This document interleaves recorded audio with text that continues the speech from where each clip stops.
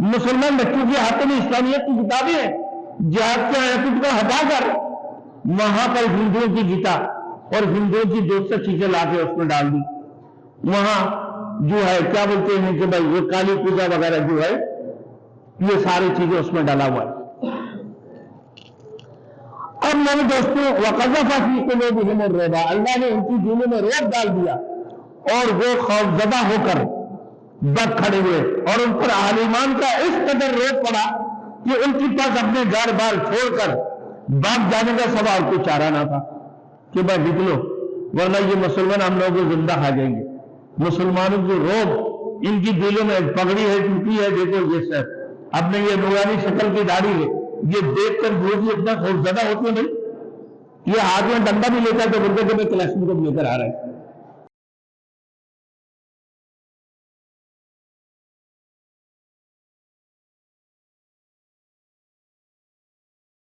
Thanks for watching. Don't forget to like, comment, share and subscribe to Maulana Habibullah Rouhani Official. وَقَذَفَ فِي قُلُوبِهِمُ الرُّعْبَ، پھر اللہ نے ان کی دلوں میں رعب ڈال دیا۔ یہ مسلمانوں کو دیکھتے خوفزدہ ہو جاتا تھا یہودی، کیونکہ ان کے دل کے اندر بے ایمانی تھا۔ ادھر سے اللہ کی عذاب آگے نے پکڑ لی اور ادھر سے جب مسلمانوں کی طرف دیکھتے تھے نہ یہ گھبرا جاتے تھے، ان کی دلوں کے اندر گھبراہٹ۔ پوری دنیا کے اندر مسلمان کو نہیں دیکھتے بھائی، یہودی نسل جب مسلمانوں کی باتیں سنتے ہیں نا تو ان کا حالت بہت بری ہو جاتی ہے کہ بھئی یہ مسلمانوں کی جہاد کو ختم کر دو، نعوذ باللہ قرآن مجید سے جہاد کے آیتوں سے ہٹا دے۔ پوری دنیا کے اندر ان کی ایک سازش چل رہا ہے کہ بھائی اسلامیت کی کتاب میں سے جتنے بھی جہاد کی آیاتیں ہیں اس کو نکال دی جائے، بلکہ بنگلہ دیش میں تو ہندوؤں کا گیتے شروع کر دیا، اس میں ہندوؤں کا گیتے اسلامیت کے اندر ڈال دی ہے۔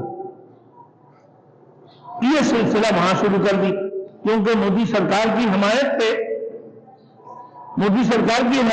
وہاں کی وزیر اعظم نے اسلامیت کے اندر ان کے گیتے ڈالنا شروع کر دیا۔ مسلمان بچوں کے ہاتھوں میں اسلامیت کی کتابیں ہیں، جہاد کے آیتوں کو ہٹا کر وہاں پر ہندوؤں کی گیتا اور ہندوؤں کی 200 چیزیں لا کے اس میں ڈال دی۔ وہاں جو ہے کیا بولتے ہیں کہ بھائی یہ کالی پوجا وغیرہ جو ہے یہ ساری چیزیں اس میں ڈالا ہوا ہے۔ اب میرے دوستوں وَقَذَفَ فِي قُلُوبِهِمُ الرُّعْبَ، اللہ نے ان کی دلوں میں رعب ڈال دیا اور وہ خوفزدہ ہو کر دب کھڑے ہوئے، اور ان پر اہل ایمان کا اس قدر رعب پڑا کہ ان کے پاس اپنے گھر بار چھوڑ کر بھاگ جانے کا سوا کوئی چارہ نہ تھا کہ بھائی نکلو ورنہ یہ مسلمان ہم لوگوں کو زندہ کھا جائیں گے۔ مسلمانوں کی رعب ان کی دلوں میں پگڑی ہے ٹوٹی ہے، دیکھو یہ سر اپنے یہ نورانی شکل کی داڑھی ہے، یہ دیکھ کر وہ بھی اتنا خوفزدہ ہوتے نہیں، یہ ہاتھ میں ڈنڈا بھی لیتا ہے تو بولتے کہ میں کلاشن کو لے کر آ رہا ہے۔ ہاں بھائی یہ پٹاخہ اگر پھاڑ دی نا یہ بولتا ہے کہ ایٹم بم نہیں پھاڑ دیا ہو کہ مسلمان، جیسے ابو جہل کہتا ہے کہ محمد رسول اللہ صلی اللہ علیہ وسلم نے کہ اس نے ابو جہل نے اللہ کے رسول کے لیے کھڈے کھودے، اسی میں خود گرا۔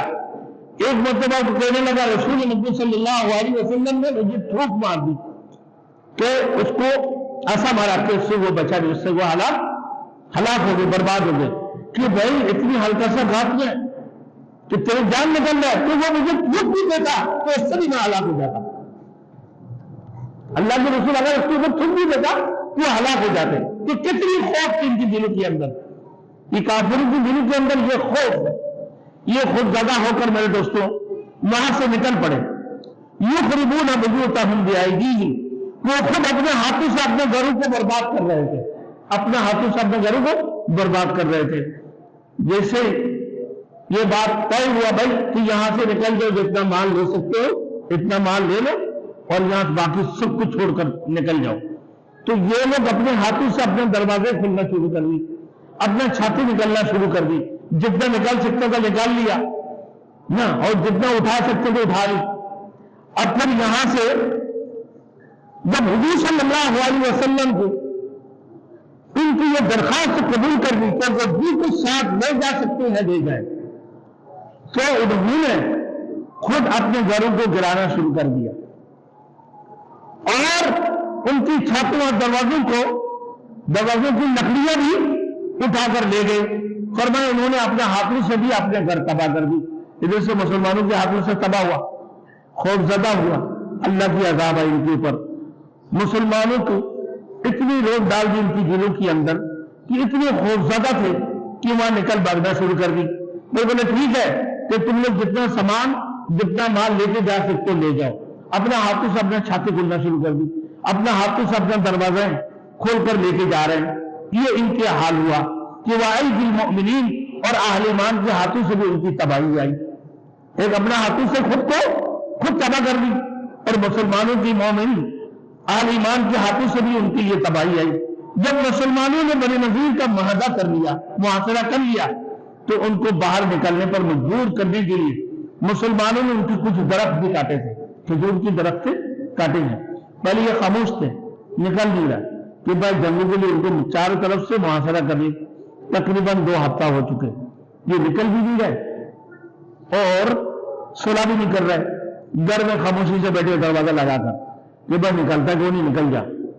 بھائی سی آئی ڈی آپ کو دیکھتے ہوگا, کوئی خفیہ جو ہے میرے دوستوں حملہ ہو, پولیس فوج میں دروازہ لاک ہو اور اس گھر کے اندر کچھ شک و شبہات ہو, یہ دروازہ لاک مار کے توڑ دیتا ہے کہ بھائی اندر کیا ہے دیکھ لو, چیک کر لو. اب مسلمان مجبور تھے, چاروں طرف سے ان کو محاصرہ کر لی. اب یہ پھر بھی نکل نہیں رہے. اللہ کے رسول نے کہہ دیا جتنا سامان لے کے جا سکتے لے جاؤ. یہ صلح کرنے کے لیے بھی تیار نہیں تھے. اب ان کی درخت کاٹنا شروع کر دی. یہ کہنے لگا کہ بھائی یہ انشاءاللہ آئندہ ہفتہ کو آئیں گے کہ محمد رسول اللہ صلی اللہ علیہ وسلم فتنہ فساد سے لوگوں کو رکتے ہیں اور خود فتنہ اور فساد کر رہے ہیں, خود اپنے ہاتھوں سے درخت کاٹ رہے ہیں. تو اللہ نے فرما دی یہ درخت اس لیے کاٹے جا رہے ہیں, اللہ نے حکم دی ہے, اللہ کی اجازت سے ہوا کہ بھئی یہ درخت کاٹنا شروع کرو, کیونکہ ان کی باغات اتنی عالی شان کی باغات تھے, اتنی بہترین باغات تھے. جب ان کی درختوں کو کاٹنا شروع کرو گے تو ان کے دل میں دکھ پہنچنا شروع ہوگا, پھر وہ گھر سے نکل کر آئیں گے لڑنے کے لیے. باقی اور کوئی راستہ نہیں, یہ لڑنے کے لیے بھی نہیں آ رہا ہے, گھر سے نکل بھی نہیں رہے, صلح کے لیے بھی تیار نہیں ہے, ہاتھ شکنی بھی کر لی. اللہ کی رسول صلی اللہ علیہ وسلم کو ختم کرنے کا بھی سوچ کے رکھا, منصوبہ بنا کے رکھا. اب گھر سے کیوں نہیں نکلتے بھائی, نکل جا. نکل نہیں رہے, بولا پھر نکل نہیں رہے, بولے ٹھیک ہے آپ ان کی درختوں کو کاٹنے کے لیے اجازت دے دی اللہ کی طرف سے. پھر ان کی درختیں کاٹنا شروع کر دیا, باغات کاٹنا شروع کر دی. جب باغات کاٹنا شروع کر دی پھر بولنا شروع کر دیا یہ, کیونکہ ان کو دکھ پہنچیں گے باغات کاٹنے سے. تو فرمایا اللہ رب العزت, اللہ آگے فرمایا فَاعْتَبِرْ يَا أُولِي الْأَبْصَارِ, آئے آنکھوں والے, آئے آنکھیں رکھنے والے, اور اس واقعات کو اپنے آنکھوں سے دیکھنے والوں اس سے عبرت حاصل کرو کہ کفر, شرک, ظلم اور شرارت اور بدہادی کا یہی انجام ہوتا ہے. جب وعدہ خلافی کرو گے, آپ شکنی کرو گے, تو اس قسم کے ظلم, شرارت, کفر اور شرک کی یہی انجام ہوتی ہے. تمام ظاہری اسباب یہودیوں کی حق میں تھے اور ان کے مضبوط قلعے تھے جن میں وہ محصور تھے, باہر نکل نہیں سکتے تھے, مسلمانوں نے گھیرے میں رکھے ہوئے. مال و دولت کی کمی نہیں تھی ان کے اندر, خرد و نوش کی اشیاء وافر مقدار میں ان کے پاس تھے, کسی چیز کی کمی نہیں تھے. مگر وہ چند دن کی بعد ہی جلاوطنی پر مجبور ہو گئے کہ آپ نکل جائیں. ان کی درختیں کرنے شروع کر دی تو کہا کہ آپ نکلنے پر یہ تیار ہو گئے کہ بھائی نکل لو یہاں سے, کوئی راستہ سوچ لو. اللہ نے ان کی دلوں میں مسلمان قوم کا اس قدر روب ڈال دیا تھا, فرمایا کہ وَلَوْلَا أَن كَتَبَ اللَّهُ عَلَيْهِمُ الْجَلَالَ عَذَّبَهُمْ فِي الدُّنْيَا, اگر اللہ نے ان کے لیے جلاوطنی نہ لکھی ہوتی, یعنی ان کی حق میں جلاوطنی کا فیصلہ نہ کیا ہوتا, تو ان کو دنیا میں ہی سزا دے دیتا. اللہ رب العزت نکلنے کا موقع دیا کہ آپ نکل جا, اور اگر یہ نکلنے کا میرے دوستوں حق, ان کی حق میں جلاوطنی کا فیصلہ اگر نہ ہوتا تو اللہ رب العزت ان کو دنیا میں ہی سزا دیتے, نست نابود فرما دیتے. موقع دیا کہ شاید ان میں سے کوئی ایمان بھی لے کر آ جائے, بھائی ان کو موقع دے دو, اور وہ سب مارے جاتے. مگر اللہ نے ان کی جلاوطنی پر اکتفا کرتے ہوئے انہیں زندہ سلامت نکل جانے کی اجازت دے دی.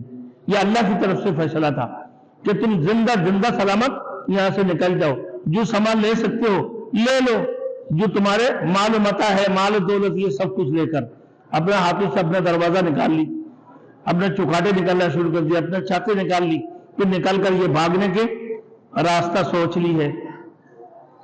मेरे दोस्तों कहा कि अल्लाह रब्बुल इज्जत ने इसके ऊपर ही इत्तेफाक किया तुम्हारे जलावतनी के ऊपर कि यहां से निकल जाओ, यहां रहने की तुम्हें इजाजत नहीं, कि तुम्हें जमहूरियत दे दी भाई। कोई हिंदू किसी मुसलमान ममालिक में शरारत करे मेरे दोस्तों और अपना हरकतों से बाज ना आए, फिर मुसलमान उसको छोड़ेंगे नहीं। लेकिन जमहूरियत ये है कि तुम्हारे ऊपर हमला नहीं करेंगे ना, तुम हमारे ऊपर हमला नहीं करोगे और यहां उल्टे सीधे हरकतें नहीं करोगे। मुसलमानों की भाई कुरान जलाना, अल्लाह के रसूल के खिलाफ बकवास बकना, सहाबत अजमैन के खिलाफ बकवास बकना, ये सारी चीजें बंद करोगे और जमहूरियत के अंदाज से रहना है कि ये मुल्क जमहूरियत के लिए है। अब खामोशी से बैठो, अपना अकीदे, तुम्हारे अपने मज़हब, उसी के ऊपर तुम चलते रहो। लेकिन मुसलमान जबरदस्ती अगर वो कोई चीज कर नहीं रहे ना, मुसलमानों के खिलाफ कोई हरकतें नहीं कर रहा है, फिर आप उनके ऊपर जुल्म भी नहीं कर सकते हो, अब उनके ऊपर जुल्म नहीं कर सकते हो, आपके साथ रहने का भी उनकी इजाजत है, क्योंकि ये जमहूरियत है। अब आइए मेरे दोस्तों, फरमाया उनकी लिए जलावतनी लान भी होती, अल्लाह रब्बुल इज्जत तो उन्हें दुनिया में ही सजा दे देता